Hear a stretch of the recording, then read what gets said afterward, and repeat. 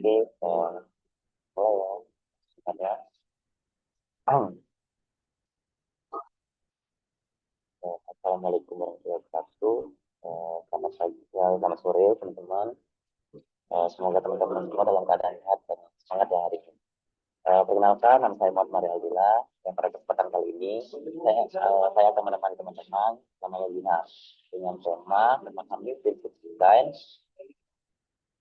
secara kritis, prinsip dasar, kesalahan umum, dan cara berpikir desainer. Jadi, eh, terima kasih juga untuk teman-teman yang sudah meluangkan waktu untuk bergabung di webinar kali ini. Semoga webinar kita akan berjalan seru, santai, tapi tetap penuh insight dan manfaat. Sebelum mulai, izinkan saya sedikit menjelaskan alur acara kita hari ini. Yang pertama adalah pembukaan singkat. Akan dilanjutkan yang kedua, yaitu adalah penyampaian materi oleh narasumber. Itu adalah Yusmin, Yusuf, Rahmat Dayatullah, dan akan diakhiri oleh Hans Peter Palin.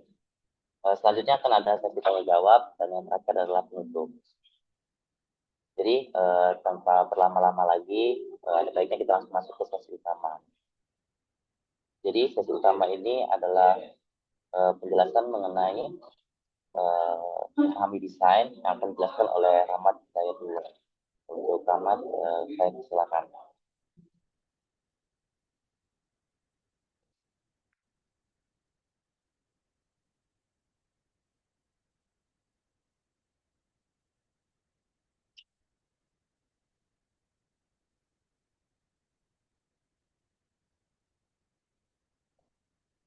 Rahmat.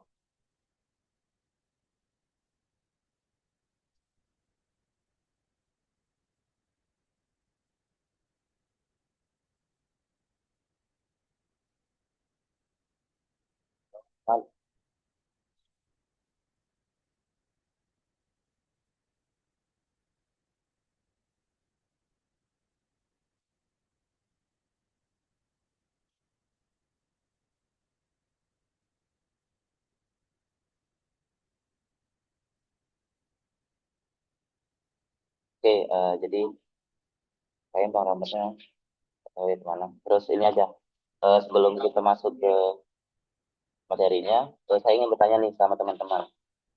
Menurut teman-teman, apakah desain yang terlihat bagus akan selalu berhasil? Dan mengapa desain perlu dipahami secara kritis?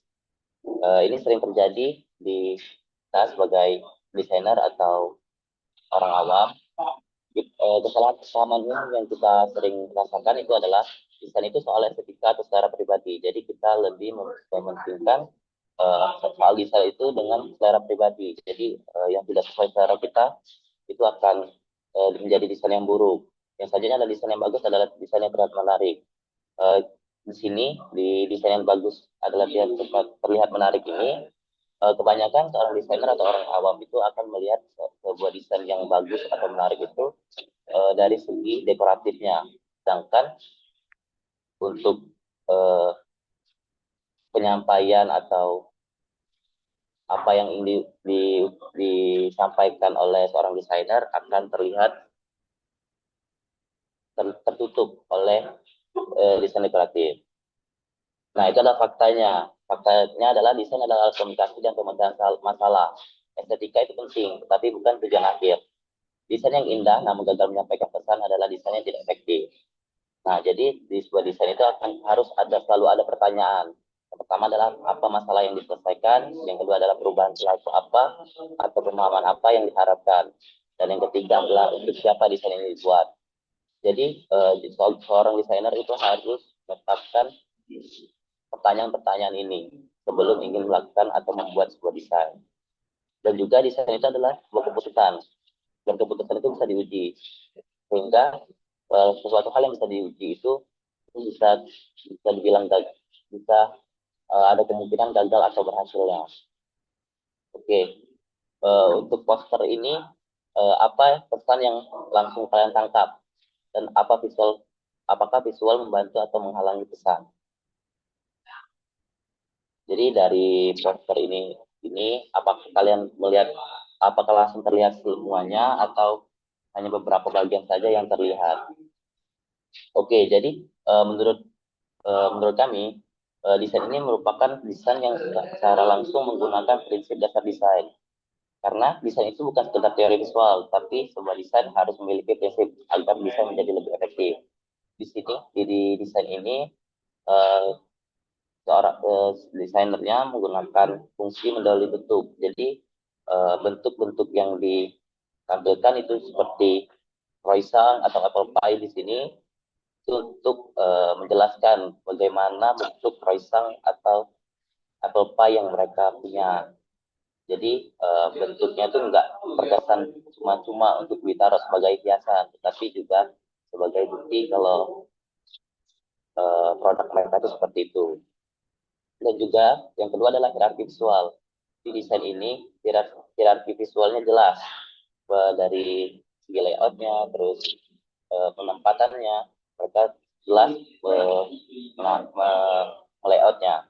Jadi di sebelah kiri itu adalah logo perusahaan mereka, di sebelah kanan atas itu ada tulisan menu, dilanjutkan dijelaskan mengenai Apple Pie, terus ada penjelasan Apple Pie-nya gimana, dan ada harganya, terus ada foto Apple Pie-nya, sehingga kita langsung terbayang Apple Pie yang mereka punya seperti apa, dan dilanjutkan di bawahnya itu dengan croissant-nya, dan juga dijelaskan sama seperti Apple Pie, mereka menjelaskan croissant-nya, terus ada harganya, dan ada foto yang menjelaskan bagaimana croissant itu terlihat. Dan selanjutnya adalah konsistensi dan sistem. Jadi di sini mereka menggunakan warna biru dan putih sebagai warna elemen utama. Dan di sini mereka konsisten. Di background warna biru mereka menggunakan warna putih agar tipografinya terlihat. Sedangkan di warna putih itu mereka melakukan sebaliknya. Dan juga ada beberapa pattern di atas atau super grafis yang mereka tampilkan. Itu juga penempatannya enak. Mereka taruh di atas dan di bawah. Oke, selanjutnya akan dijelaskan oleh Yusuf Amin.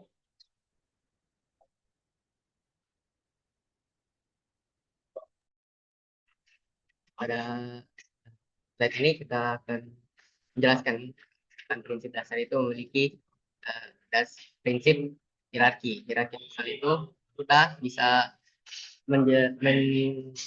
menyelaraskan kalau misalkan setiap elemen itu tuh memiliki kepentingan informasi untuk visual secara keseluruhan. Misalkan sebagai fungsi audiens itu dapat mudah lebih membaca dengan cepat dan juga mengurangi kebingungan saat membaca informasi yang ada di keseluruhan visual tersebut, dan dengan cara ukuran warna, tipografi, dan juga jarak antara setiap elemen.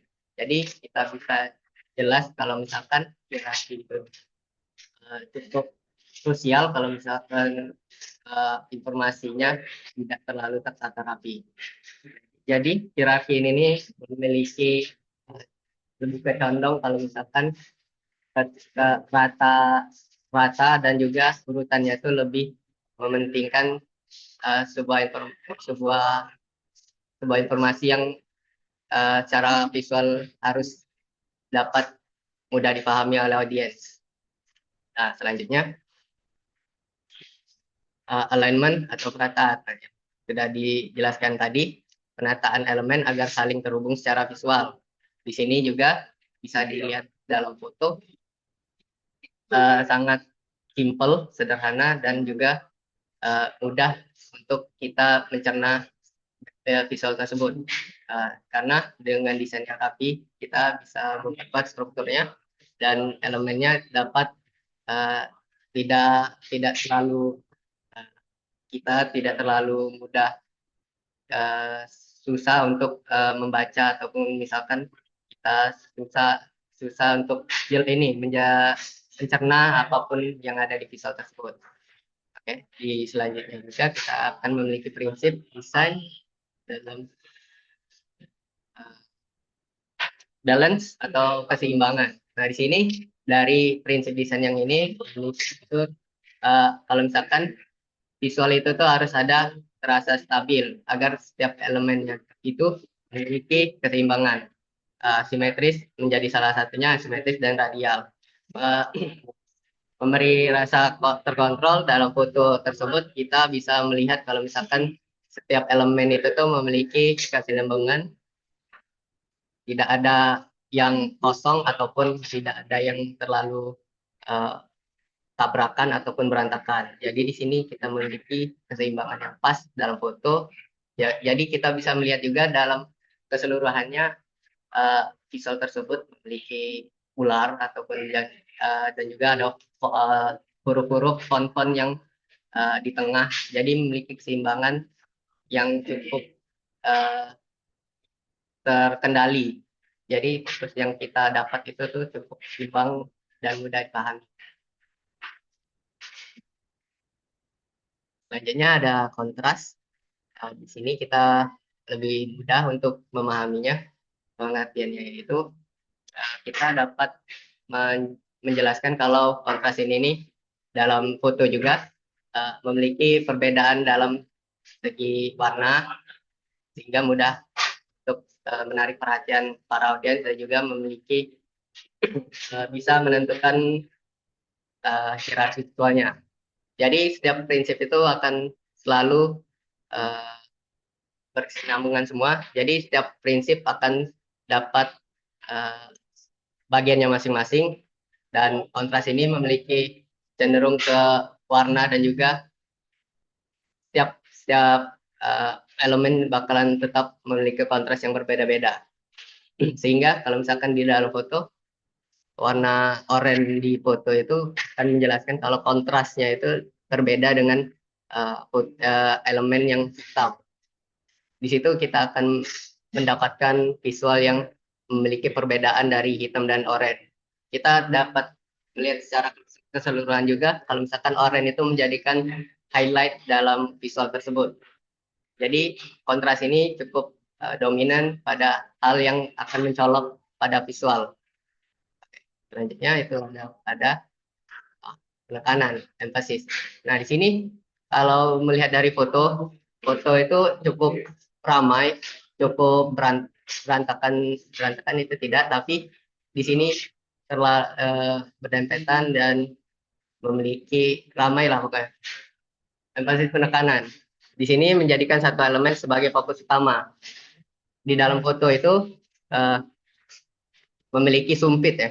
Sumpit ini sebagai penekanan kalau misalkan di pola-pola garis-garis ini nih jadi kelihatan seperti mie. Jadi dengan sumpit ada di situ kita tahu kalau misalkan itu tuh mie bukan sekedar garis-garis yang berliku. Nah, karena mengarahkan mata audiens dan memperjelas pesan isi tadi. Jadi kalau misalkan tidak ada sumpit tadi, akan susah untuk kita mengiranya kalau itu tuh adalah mie. Tapi kalau misalkan ada sumpitnya tadi, kita akan mudah untuk mendapat pesannya kalau garis-garis itu adalah mie. Jadi itu akan memperjelas sebuah visual secara keseluruhannya.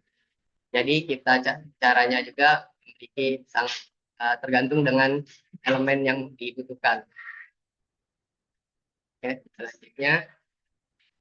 Baik, terima kasih untuk YouTube yang telah menjelaskan prinsip-prinsip dasar desain tadi. Ini adalah kesalahan desainer yang akan dilakukan oleh Hans Peter Kalin.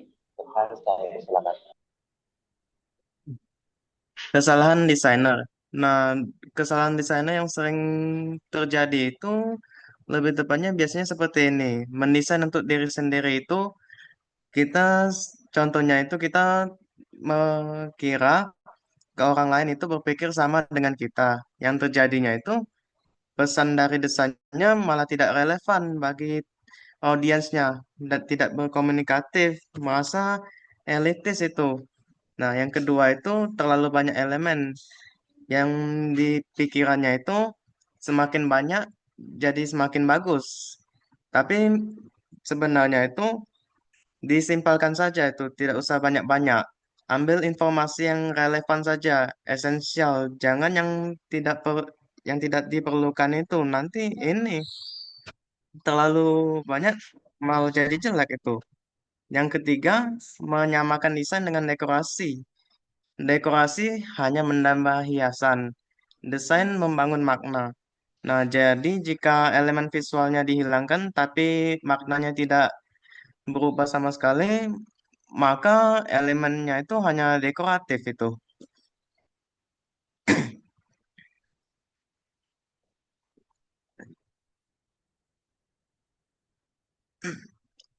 Nah, cara berpikir desainer. Yang pertama, berpikir berbasis masalah. Yang itu tidak mulai dari ingin buat apa, tapi masalah apa yang perlu diselesaikan. Seperti rendahnya kesadaran bahaya judi online itu bukan buat poster, tapi lebih tepatnya merancang komunikasi visual yang mengubah persepsi dan perilaku publik. Nah, yang kedua, berpikir kontekstual, yaitu desainnya itu harus sama konteksnya, seperti konteks sosial, konteks budaya, sama konteks media psikologis audiensnya itu. Desain yang efektif, desain yang efektif di Instagram belum tentu efektif di ruang publik yang fisik. Nah, yang ketiga, berpikir reflektif dan skeptis. Desainer yang kritis selalu bertanya, solusi visual ini benar bekerja tidak? Apa buktinya? Apa apakah saya terjebak tren atau bias pribadi itu?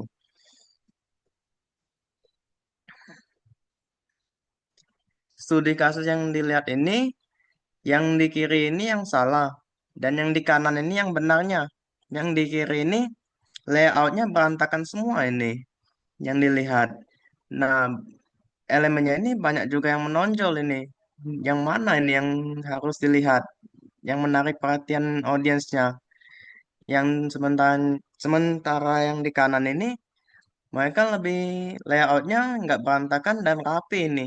Hanya beberapa elemen yang menonjol, tapi nggak semuanya itu. Seperti webinar ini yang menarik perhatian, nggak yang seperti di kiri, yang dimana ini ya dan juga nggak terlalu apa itu rame itu nah.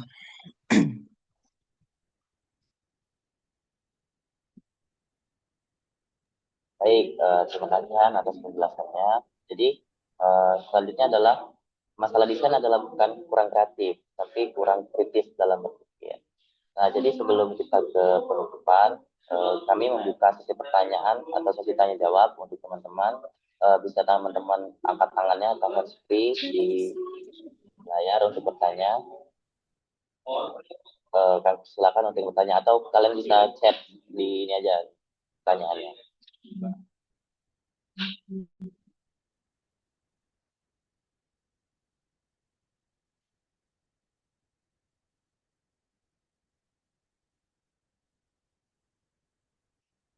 Adakah teman-teman yang ingin bertanya?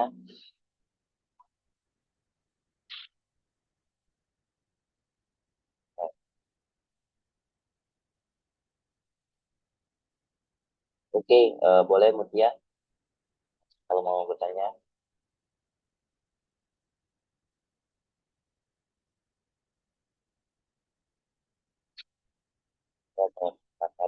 Atau Mutia ingin di kolom chat aja bertanya.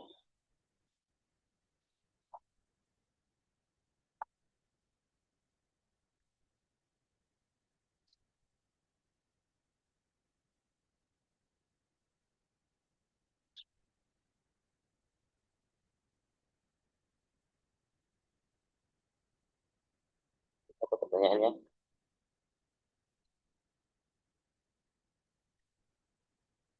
Oke, pertanyaan dari Mutia adalah bisa nggak ya kalau seandainya desain itu nggak selalu soal pesan aja? Gimana nih Kak Yusuf atau Kak Hans? Bisa nggak ngejawab pertanyaan dari Mutia? Mungkin jawab Yusuf. Eh, Saya akan jawabnya. Misalkan desain nggak selalu soal pesan. Sebenarnya desain itu tuh memiliki fungsi kalau misalkan kita untuk sebagai masalah intinya itu adalah pesan yang harus disampaikan. Tapi dengan pertanyaan ini sebenarnya nggak selamanya soal pesan aja, tetapi kita bisa tahu kalau misalkan desain itu eh, apa mungkin memang bukan tentang keindahan kayak seni ataupun eh, bahas-bahas tentang kalau kita tuh eh, soal pokoknya kalau misalkan seni itu soal keindahan dan kalau misalkan desain itu soal memiliki fungsi. Tapi fungsi itu bukan berarti selalu berpatokan dengan pesan. Nah, masalah masalah dari desain ini, jadi kita tahu kalau misalkan indah juga memiliki pesan dan keseluruhan dari setiap desain itu tuh memiliki makna uh, tersendirinya. Jadi pesan itu tuh bukan soal uh, soal tipografi atau misalkan soal apa yang konteks di visual tersebut atau desain tersebut, tapi soal makna yang akan disampaikan. Bisa jadi setiap ornamen-ornamen atau elemen-elemen itu menjadi pesan ataupun setiap gambar-gambaran atau yang ditempel-tempel atau misalkan kolase-kolase ataupun font-font yang berantakan juga menjadi pesan tergantung dengan konteks dan juga fungsinya.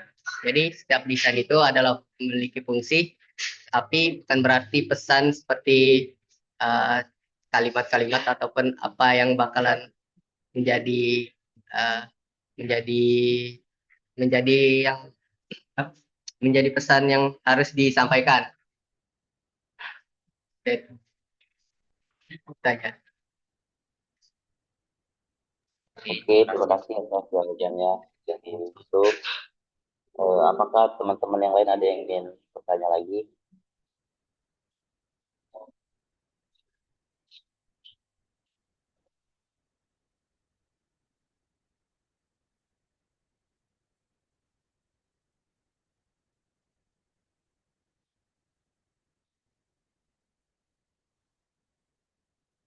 Ya.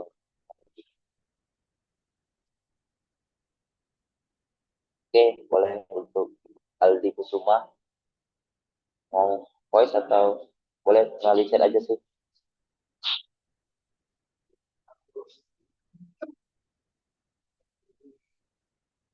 Boleh mau tanya apa nih?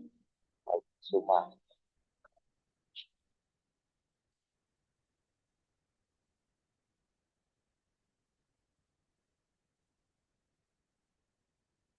Ya untuk teman-teman yang kalau mau tanya lagi tinggal masuk chat aja ya di meeting chat. Bisa kalian chat mau bertanya atau bisa langsung hands free di Zoom.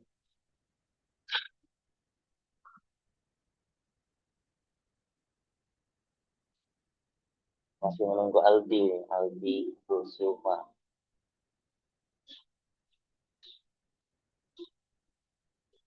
Kirain Aldi Taher.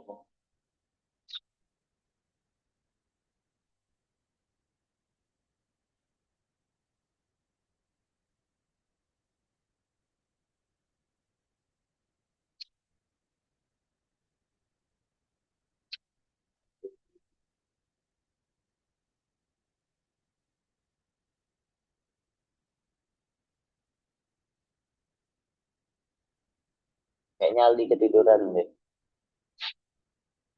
Apalagi masih ngetiknya Aldi.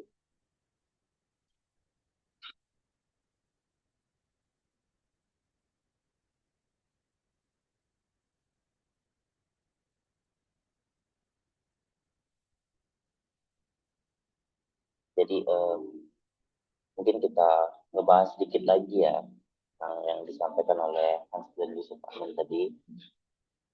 Eh, jadi desain itu atau prinsip desain itu tuh saling berkesinambungan antara sinar visual, kontras, terus apa tadi yang dijelasin oleh Yusuf Amin itu saling berhubungan. Jadi sebuah desain yang baik itu adalah sebuah desain yang menerapkan semuanya. Tapi juga ada desain yang tidak menerapkan semuanya. Mungkin gaya desainnya bisa disebut anti desain. Tapi tetap ada pesan sih di dalam style desain tersebut. Karena kalian menjawab yang Mutia tadi ya, kalau boleh.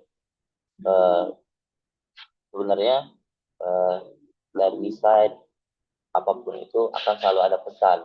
Pesan itu bukan soal tentang eh, tipografi atau apa yang ada dalam tutur kata, tapi kayak misalnya kursi, kursi ada tikus, kan bisa dibilang kayak kursi para koruptor kayak gitu. Jadi kan itu juga termasuk pesan tanpa harus ada tulisannya. Ini Aldi, misal Kak pesan sama desain yang harus nyambung, pesan sama desain harus nyambung nggak Kak? Amin mau ngejawab lagi? Oke, silakan.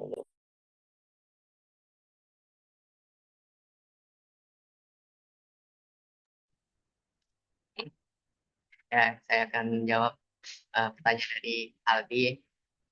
Misalkan pesan sama desain harus gak memiliki nyambung gitu, harus relate gitu, apa harus eh, sama konteksnya?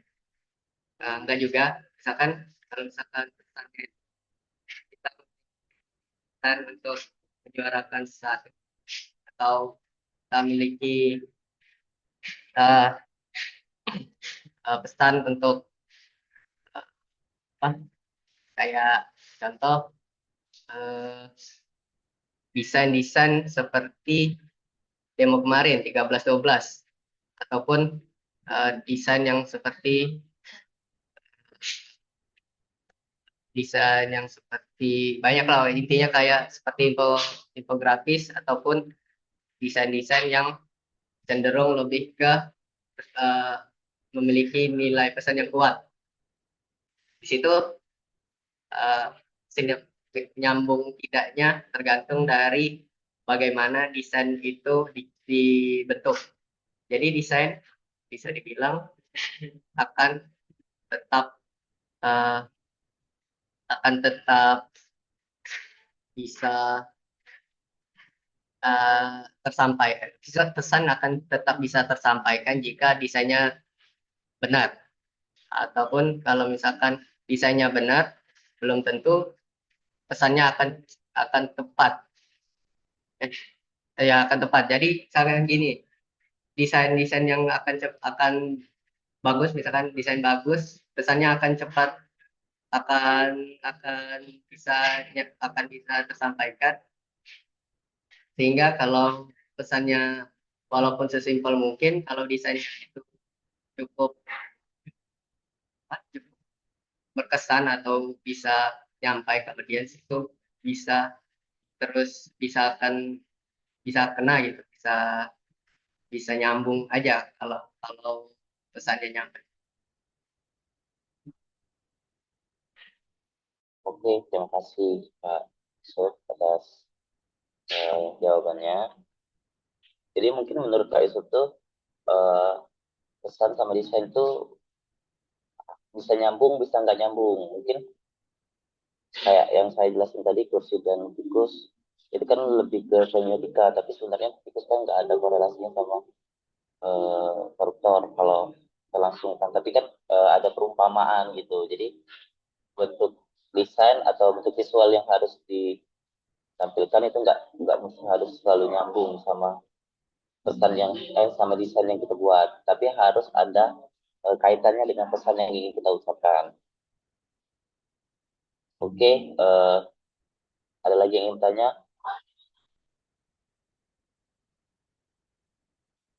Kayaknya ada lagi ya. Jadi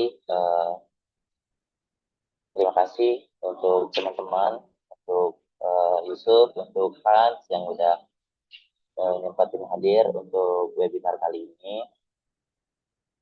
Jadi terima kasih juga untuk Yusuf dan Hans yang udah menyampaikan materi dan pengalamannya hari ini.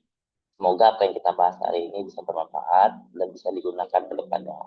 Saya mohon maaf bila, mohon maaf kalau selama webinar saya mengucapkan kata-kata yang kurang berkenan atau tidak sesuai dengan apa yang kalian pikirkan. Saya ucapkan singkat, terima kasih, selamat sore, dan wassalamualaikum warahmatullahi wabarakatuh. Tapi sebelum itu kita dokumentasi terlebih dahulu ya guys. Jadi untuk teman-teman boleh on-camnya.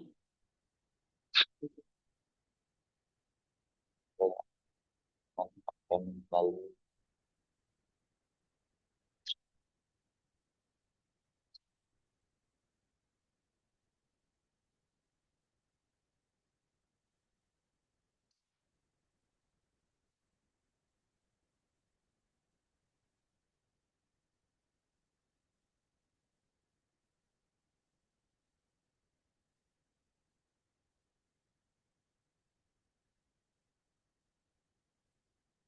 Oke, sekali lagi terima kasih untuk teman-teman yang udah nyampe stay sampai akhir. Kita tutup zoomnya. Baik.